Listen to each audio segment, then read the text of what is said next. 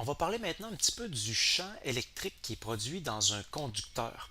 Et on va parler en même temps de phénomène important qu'on appelle une cage de Faraday. Donc, le schéma qui est ici à gauche, euh, ça ici, le rectangle qui est là, ça représente un conducteur. Donc, ça pourrait être un objet métallique quelconque. En rouge, on a un champ électrique extérieur. Ce champ-là, il a été produit par quelque chose d'autre à l'extérieur, générateur de Van de Graaff, peu importe. Donc, ce champ-là est partout dans l'espace. On le voit à gauche et à droite, donc dans l'espace. Qu'est-ce qui va se produire maintenant? À l'intérieur du conducteur, il va y avoir un mouvement de charge parce que dans le conducteur, il y a des électrons, des protons, et les électrons, comme c'est un conducteur, ils peuvent se déplacer. Donc, les électrons vont être attirés vers la gauche, ils vont venir s'accumuler à gauche du conducteur parce que le champ est vers la droite. Donc, les électrons ayant une charge négative, ils subissent une force en sens opposé du champ électrique, donc ils vont s'accumuler à gauche du conducteur. Ça va donc laisser, les protons ne peuvent pas se déplacer, mais par contre, si les électrons s'en vont vers la gauche, ça va laisser un surplus de protons à droite, et donc on va avoir une accumulation de charge positive à droite. Maintenant, ça va produire un champ électrique induit, parce que quand on sépare des charges comme ça, il va y avoir un champ, puis ici on l'a mis en noir, là ici, un champ intérieur, qui va être créé par, dans le fond, les charges positives vont créer un champ qui s'en vont à l'extérieur d'eux, en fait vers les charges négatives, donc on va avoir un champ vers la gauche. Donc le champ intérieur, ou induit si on veut, va s'opposer, en rouge ici on a encore le champ extérieur, et donc ils vont se soustraire.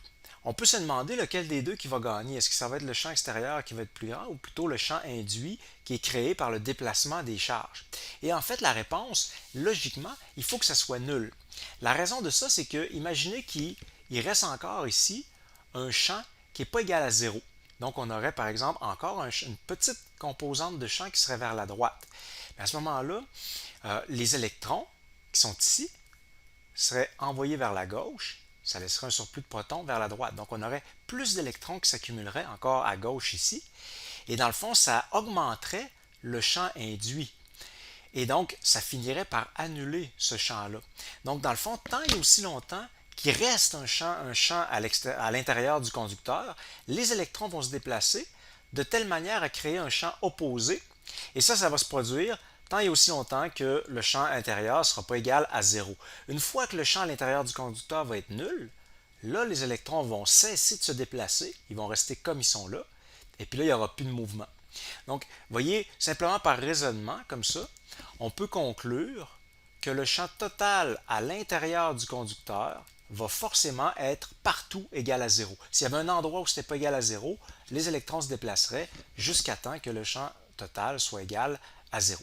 Donc on peut conclure que dans n'importe quel conducteur, le champ est nul.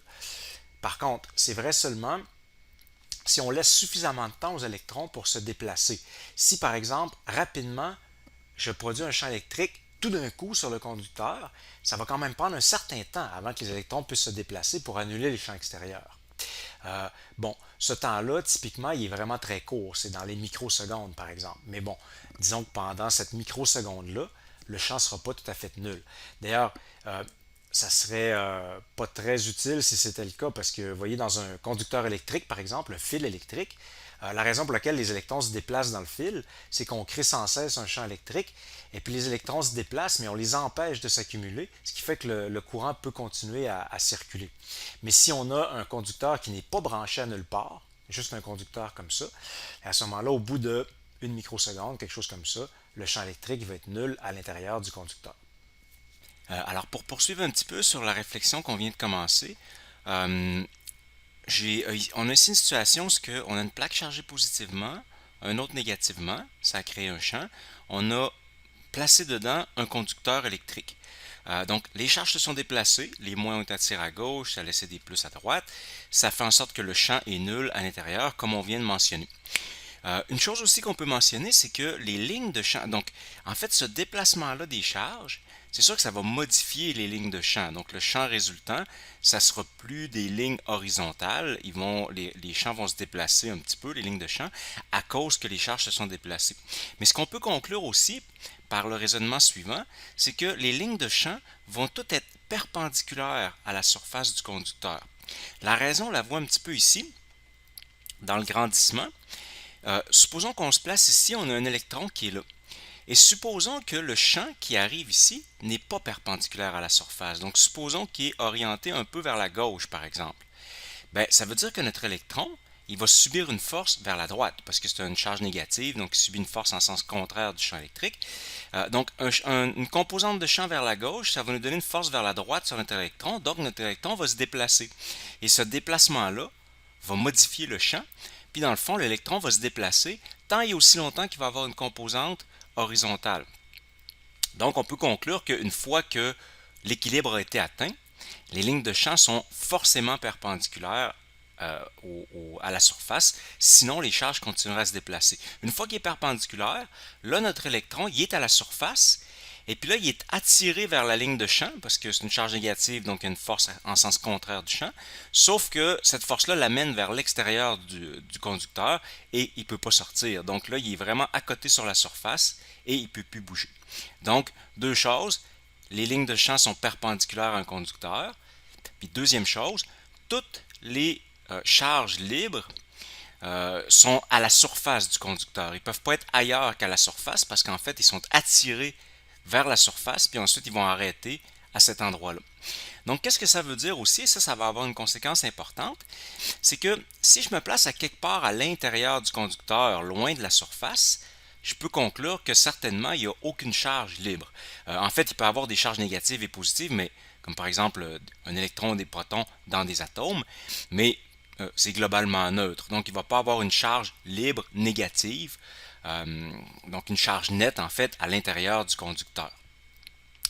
Et donc, ça veut dire que comme le champ est nul à l'intérieur du conducteur, puis qu'il n'y a pas de charge nette non plus, je pourrais dire que, supposons que je découpe une partie du conducteur, c'est ce qu'on a fait ici à droite, donc on a découpé un petit volume, un morceau du conducteur, bien en fait ce morceau-là, c'est donc un conducteur qui est neutre, puis le champ à l'intérieur, il était zéro. Donc, c'est quelque chose d'un peu inerte, si vous voulez, d'inutile, dans le sens que il n'y a pas de charge, il n'y a pas de champ non plus. Donc, ça veut dire que si je le prends puis je l'enlève, comme il n'est pas chargé, ben, ça ne va rien changer à ma situation. Alors, autrement dit, ce que ça veut dire, c'est que si on a un conducteur et qu'on a une cavité à l'intérieur du conducteur, ben, le champ est nul aussi dans cette cavité-là. Même si la cavité elle-même n'est pas conductrice, le champ va être nul à l'intérieur de la cavité. Autrement dit, si on est enveloppé d'un conducteur, le champ va être nul. Alors ça va avoir des conséquences importantes. On peut protéger, ça veut dire que si on enveloppe quelque chose d'un conducteur, on s'assure que le champ électrique à l'intérieur est égal à zéro. C'est ce qu'on fait par exemple avec une gaine de protection électrostatique. On a ici un fil. À l'extérieur, on a une gaine de plastique ou encore de caoutchouc, peu importe, c'est une gaine isolante. Et puis ensuite, on va faire une espèce de bouclier en métal, donc une gaine de protection en métal, de sorte que ça protège le fil de l'extérieur. Donc supposons que ce fil-là, c'est un fil de télécommunication, par exemple. Ça permet d'envoyer des signaux ou du son, quelque chose comme ça, donc un signal sonore. Ben, évidemment, ça n'envoie pas le son directement, mais ça envoie un signal qui va ensuite être transformé en son. On peut le protéger d'une interférence extérieure, des ondes électromagnétiques par exemple, ou quelque chose comme ça, en mettant une gaine métallique alentour.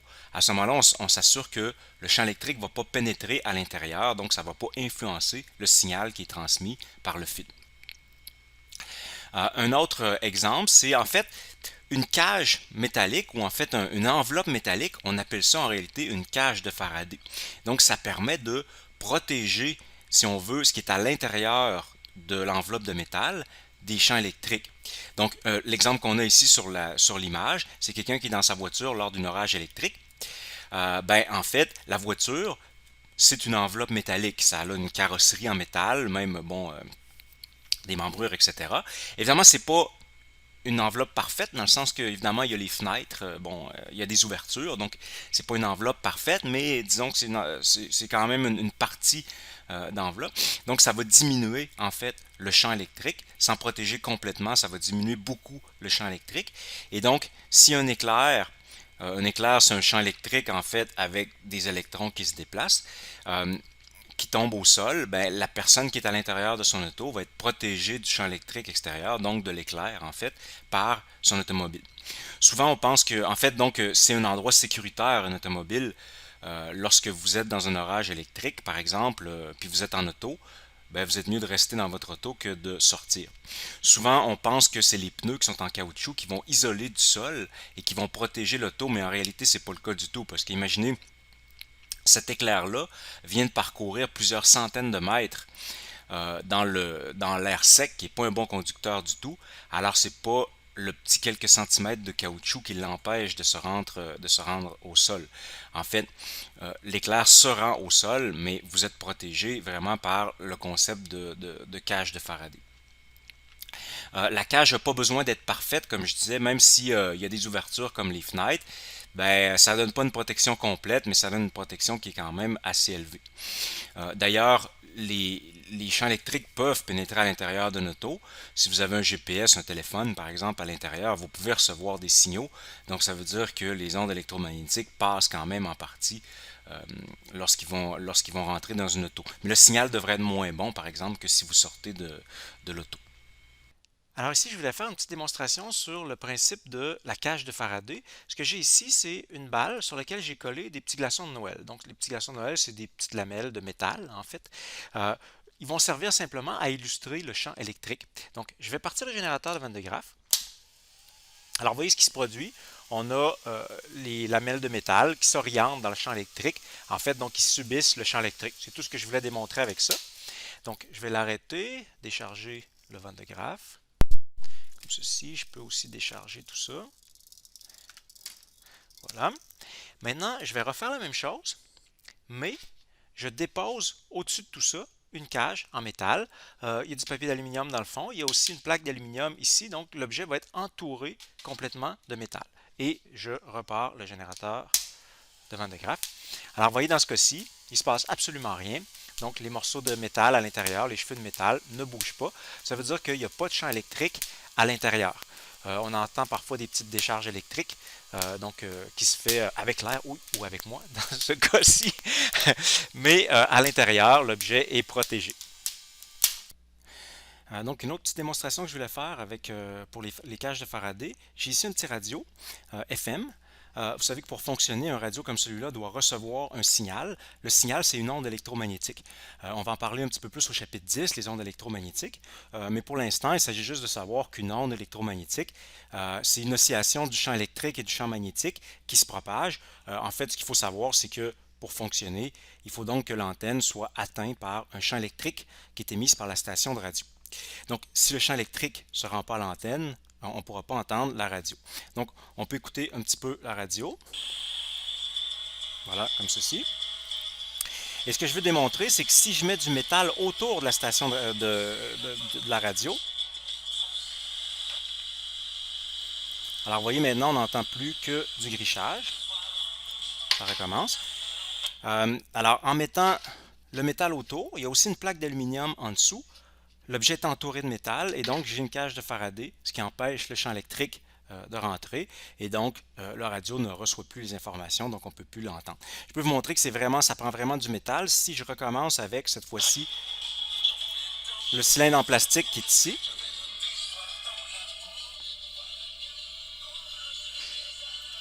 alors vous entendez encore le son. Bien sûr, le son est moins fort parce que le plastique arrête un peu le son, donc on l'entend moins bien. Mais les ondes électromagnétiques, le radio, fonctionne toujours.